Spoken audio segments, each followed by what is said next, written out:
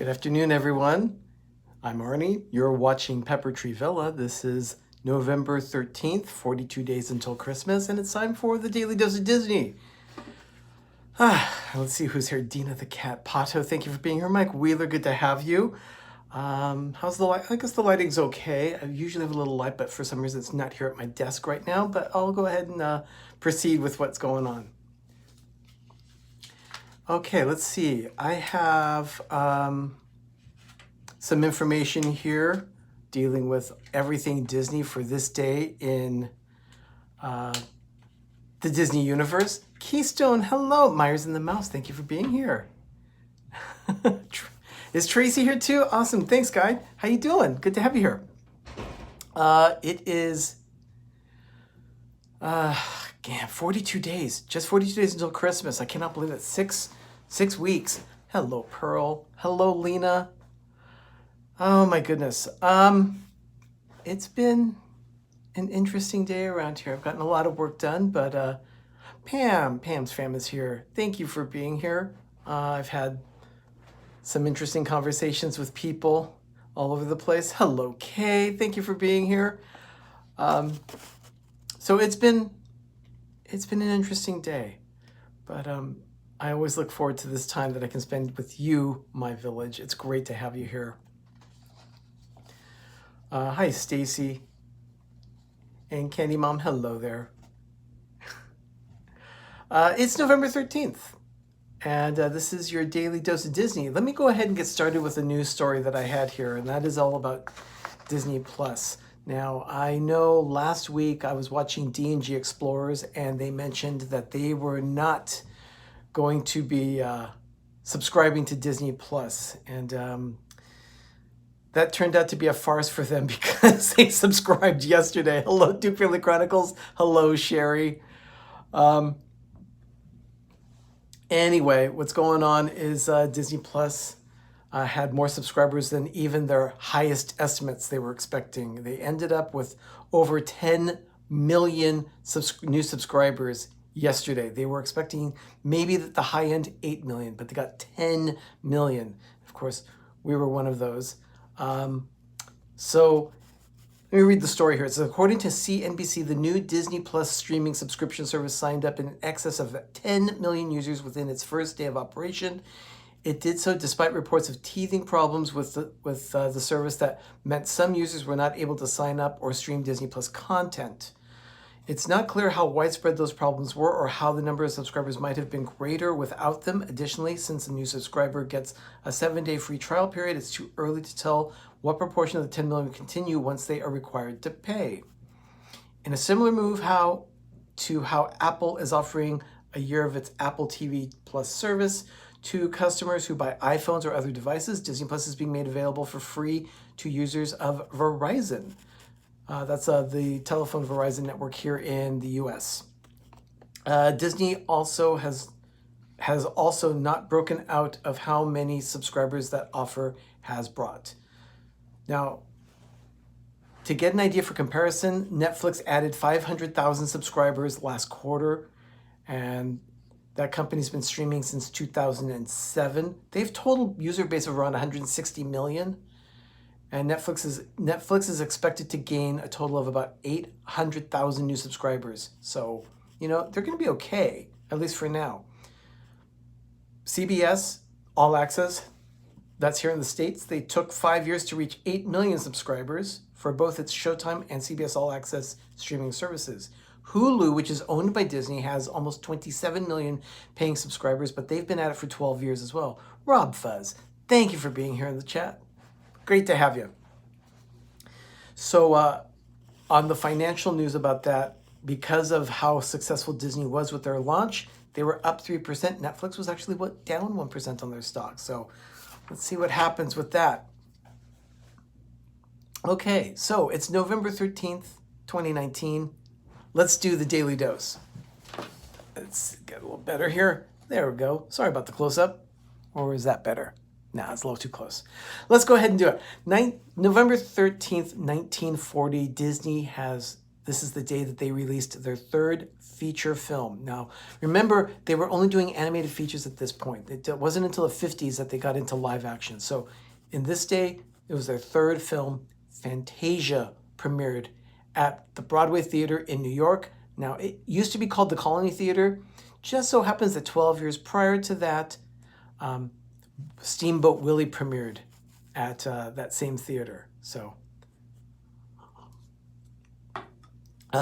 the film, when it was released, introduced something, most of us would call it more like surround sound now, but it was called Fantasound. And it was a special stereo system that they had to install in movie theaters around the country so that they could actually have the music playing properly the way it was meant to be. So that's pretty much what they did. It actually vibrated the theater seats. There were some dignitaries there in the audience too, like Mrs. Henry DuPont, Mrs. William Randolph Hearst, Mrs. Vanderbilt was there. I mean, the big mucky mucks at the time. A lot of people that had a lot of money went to see this movie. Now, it may have been a triumphant premiere, but Fantasia did not really make its money back immediately. It took years for that to happen.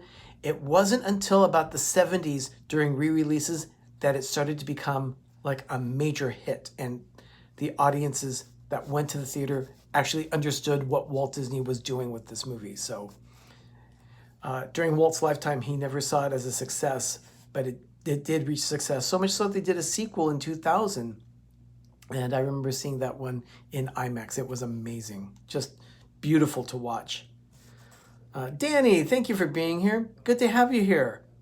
And Amy, AJC Magic TV, everyone, thank you so much. Amy's getting close to her 1,000 subscribers. So if you have not yet subscribed to Amy, please do so.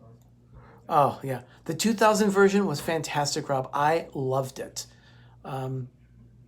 Just really loved it. I just remember so many different things about it. Pines of Rome comes to mind with flying whales in the air. Just a bizarre concept, but that was the whole point of Fantasia. It was to do anything and everything that you could think of. Just let your imagination run wild. So, oh, and Rob Fuzzy watched it today on Disney Plus. How about that? Man, everyone. Yeah, flamingo with a yo-yo. Very funny. So that was in 1940. 1953. Now, I did not realize this until I was doing the research here, but Chuck Jones. You've heard that name before, or you could see his name as Charles M. Jones. And you usually see him with Warner Brothers cartoons, Bugs Bunny, Porky Pig, Elmer Fudd. He usually did Warner Brothers Merry Melodies and Looney Tunes. But for a brief time, he actually worked for the Disney Studios. I did not know that. Nebel, thank you for joining. Good to have you here. So that was in 1953, so he ended his very short tenure at the Disney Studios, went back and worked once again at Warner Brothers. He probably got more money out of them too, as a part of the deal. Let's move forward. November 13th, 1978. So 1978, to help celebrate Mickey's upcoming 50th birthday, a special Amtrak train carrying Mickey and Ward Kimball. Ward Kimball was a lover of trains, so it was a nice match that he was on Amtrak. Ward Kimball left with Mickey from Los Angeles for a 5-day trip to New York. They were going to arrive on Mickey's birthday, which will be coming up in about 5 days. So that was in 1978. They were celebrating Mickey's 50th anniversary, his birthday. 1984, Donald Duck's 50th birthday was celebrated. A CBS television special was broadcast on the magical world of Disney, and it was Donald Duck was shown in both costume as well as animation, and interacting as the MC of the show was Dick Van Dyke, and they had various guests there, including Cloris Leachman, John Ritter, Ed Asner, very big names in the 70s and 80s in television here in America. Let's move forward to 1988. Now remember, that was Mickey's birthday was always in November, so this time it was his 60th birthday. They did again live action and animation. Little Darlin', thank you for joining. So they were doing, they did original animations, some stuff from the vault that they used, and they aired it on The Magical World of Disney on NBC in 1988. That was Mickey's 60th birthday. And then we can move forward to November 13th, 1991. Nebel, is it your birthday? Happy birthday, Nebel. Happy birthday. So anyway, that was great. So 1991, Disney's Beauty and the Beast. Thank you. Thank you, little darling. Appreciate that. So November 13th, 1991, Beauty and the Beast premiered at the El Capitan Theater in Hollywood. It was directed by Gary Trousdale and Kirk Wise, big guys in the animation studio at Disney at that time. It took 3.5 years and required 600 animators, artists, and technicians to make that film happen. So yeah, Beauty and the Beast, probably at that point, it was just mind-blowing how good it was. It was even nominated. Stacy Herter, thank you for joining. Rockin' Robin, good to see you. It actually garnered an Oscar nomination for Best Picture that year. I mean, that's how good that movie was. Unbelievably good. November 13th, 1997. Here's another film, but in this case, it's a stage show, The Lion King. It opened at the New Amsterdam Theater in New York on Broadway on this day. The cast album was also released, and celebrities that were there attending the first premiere performance, Elton John, Julie Andrews, Rosie O'Donnell, Mary Tyler Moore, again, big names.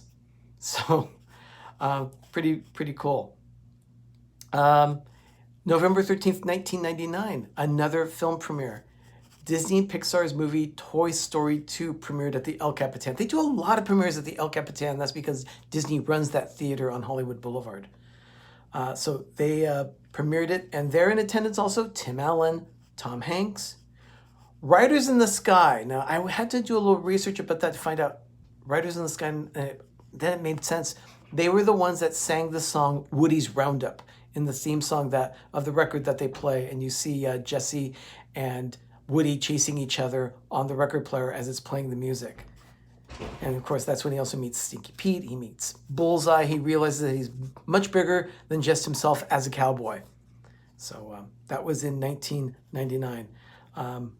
Now, also there in attendance for that movie were Estelle Harris. Of course, she played Mrs. Potato Head. Wayne Knight, he played Al of Al's Toy Barn. Robert Goulet, remember, he was the voice of Wheezy. So he sang there. And then there was also, now this one I didn't realize, Buzz Aldrin was there. And the reason why he is because he did a voice. He played he was the inspiration for Buzz Lightyear. So they had him in person attending the film because he was personally the inspiration for the character of Buzz Lightyear. Toy Story finally opened nationwide on November 22nd. So let's move forward to November 13th, 2000. This is the day that another live-action film premiered. This one was 102 Dalmatians. Now, I have to admit, I have not seen 102 Dalmatians in a very long time, so I would have to check it out on Disney+. But it had its world premiere at Radio City Music Hall in New York City on this day in the year 2000. And in 2003, The Lion King on Broadway still at the New Amsterdam. They were celebrating 6 sold-out years. Now, a lot of shows barely last 1 or 2 years. The Lion King is still running on Broadway, but the first 6 years, sold out, completely sold out every performance. Over 2,500 performances to date at that point after 6 years of running. That's a lot of performances, a lot of money, a lot of sold-out seats. It's the most successful, that show has made more money than any other show on Broadway. That includes Phantom of the Opera, which premiered years before and is still running on Broadway. So The Lion King still making more money than any other show. And finally, in 2014 on November 13th, now I kind of included this one because it's a little fun thing that I like. The Disneyland Resort launched their holiday season. Now, they do that every year. Like, for instance, this past Friday, they had their whole advertising campaign. The holidays begin here at the Disneyland Resort. But on this day in 2014, they launched the holiday season, and they did it with a ceremonial lighting of It's a Small World. Now they have Small World holidays, so there are 50,000 lights, the big C9 twinkling lights on the facade. It is a breathtaking sight. There are plenty of videos out there on YouTube. I know Meg of Mickey's Magic was there last night, also on Monday night, so she's got a couple videos that she has posted of the parade as well as Small World, so you can see what it looks like. But the reason why I bring this up is because in my research that I found, there was a particular family, the Gallardo family of La Habra in Orange County, had the honor of turning on the lights for that ceremonial lighting for the holiday season. And now I kind of wish Pepper Tree Villa could do that. I would love for Doug, Ben, and me to be the ones to light Small World for the first time to begin the holiday season. I think that would be so exciting and very memorable. One of those things that I could just say, okay, that's it. I want to do something special at Disneyland, something I'll remember forever. I've done a lot like that, but that's one of those things that I would say is on my quote-unquote bucket list. I think it's pretty cool. Okay, everyone, I'd like to also take some time right here, thank my support partners, D&G Explorers, Two Real Geeks, Rob Fuzz. Some of you are there in the chat today. Thank you so much for all the help that you always lend to us here at Pepper Tree Villa. We cannot do this without you and without the support of all of our village as well. Yeah, I love Small World too, Nebel. Oh, thank you, Rob. Yeah, you rock too, Rob Fuzz. It's awesome. I also want to thank Dean of theliveplace.com. Dean hosts a lot of television, a lot of YouTube shows on his website. Over 75 are there now. Go check him out, theliveplace.com. You'll find our show advertised there every Monday night at 10 p.m. All times that I mentioned during the broadcast are going to be Eastern Standard Time for the United States, so you'd have to work regarding how Greenwich Mean Time would work for that. So in our case, it's going to be coming up now tonight on the Disney YouTube network at 7 p.m. Disney Nerd Herders are going to be on the air. Charlie and Stacy and family. They also have some fun with that. Following them will be at 8 p.m. D&G Explorers, Derek and Gregory, one of our support channels. They are going to be doing a major announcement of some type. They're going to be doing some Disney talk. And if I'm not mistaken, they're going to have a guest or two on their show as well. So be paying attention. Yeah, definitely. Oh, so I just saw a comment about Mary Blair. Yeah, once you learn a little bit about Mary Blair, you get an appreciation of all the work she did, the influence she had on the artwork and style of various films, and also of the final result of It's a Small World. She had a major influence on that attraction. Just her wonderful geometric and not obtuse, but very interesting take on art and how very geometric it is. Also tonight at 9 p.m., you'll see the This and That crew. They're going to be on the Shep family tonight. So don't miss out on that. And then at 10 p.m. tonight, oh, thank you, Stacy. At 10 p.m. tonight, Theme Park Fix. That's going to be two channels that also share that time. Thank you, Danny. Thank you for dropping that in the chat. Danny's one of the two that are there. So we get Two Real Geeks and Miguel, the annual pass holder, that discuss various theme parks all over the place. They've even discussed, they had us on once where we were discussing Knott's Berry Farm, and I hope I can be on their show again sometime. It was a lot of fun to talk with Danny. It was a last-minute decision to help out, but I was more than happy to support that way that I could. Oh, and they're going to be discussing Silver Dollar City tonight. Very cool. It's an interesting little park. Pretty exciting park, apparently, too. Oh, you will. Don't be worried. Thank you, Danny. So I guess I'll be part of Theme Park Fix at on another show in the upcoming future, of course. But that's going to be tonight on Miguel, the annual pass holder, his channel. So make sure that you check that out. Tomorrow morning, Ben will be dropping another video of his ongoing show, Life with Ben, episode 24.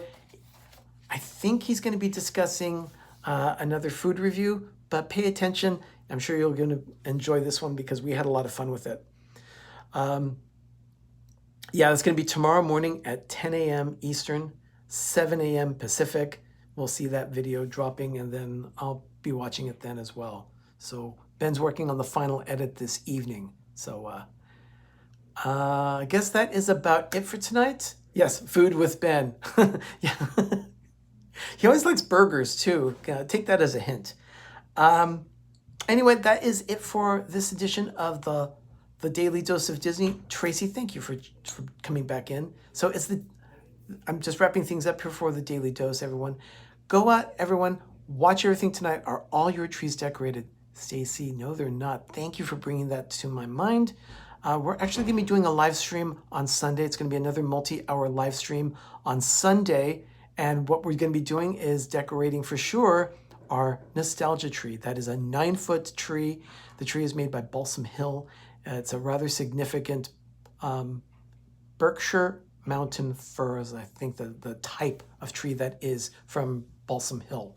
And we will be decorating that tree on Sunday along with other fine details, possibly in the kitchen and other places, but you'll see all about that when the time comes on Sunday morning. I haven't set the time yet, but be looking for it. I'll make sure that we announce that with enough time that you can get an alert that it's coming.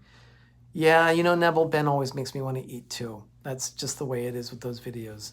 He does a lot of, like I said, burger restaurants, it seems. But we have a lot of burger places here in California, so.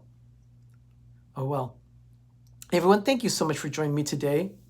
They're drinking in Epcot, so just stopping in once in a while. Oh, thank you. Thank you so much. Everyone, have a wonderful day. It's been nice hanging with you today. Thank you so much. Ben makes me want to do cardio. Yes, Pam, that's so true. So everyone, thank you so much for this edition of the Daily Dose. Who was it? Michael Riley has a show coming on at 10 o'clock too. He's going to be streaming, but he did not tell me what the topic was. So be looking for that as well. But everyone, thank you so much. There's a lot happening tonight in the Disney YouTube network. Go out, have a nice dinner, make it a magical evening, and have a great, big, beautiful tomorrow. I'll see you tomorrow with another edition of the Daily Dose of Disney, along with Ben's episode of Life with Ben. We'll see you tomorrow, everyone. Have a good day. Bye.